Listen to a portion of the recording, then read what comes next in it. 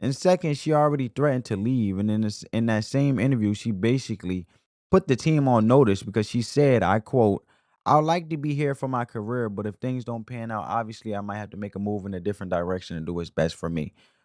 That's not a hint. That's a warning shot. She told the front office straight up, build a winning team or I'm out. I'm out. And when you put that statement next to her refusing to play, it looks like she's escalating. And the interview was step one. This walkout, this is step two, a power play to make things so messy that they have no choice but to trade her. And finally, just look at the injury story itself. Yeah, the back injury is real and documented, but the coach said she reported the pain before the game.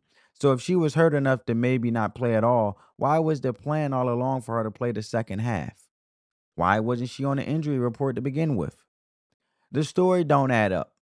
The fact that the injury was announced right when her suspension ended is what nobody can get over. And it feels like a flare up and more like a convenient excuse. And it's just wild to me. So, what do you think? Was this a real injury with the worst timing ever? Or was this a calculated move by a superstar who's fed up and wants out? Let me know your unfiltered opinion down in the comments. Real or fake, the fallout from this has been a complete disaster for the Chicago Sky, and the whole thing has ripped the team apart. The locker room is reportedly fractured after she basically threw her teammates under the bus.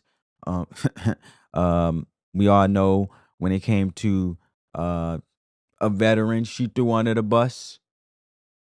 Um, Courtney Vandersloot. Yeah, I know what I'm saying.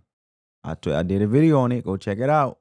But she threw her teammates under the bus, and you can feel the tension. When other players were asked about it, they gave these short political answers. That silence is deafening, and it tells you everything you need to know about how divided that team is now. And her teammates are done with her. The heat from outside the organization has just been as bad.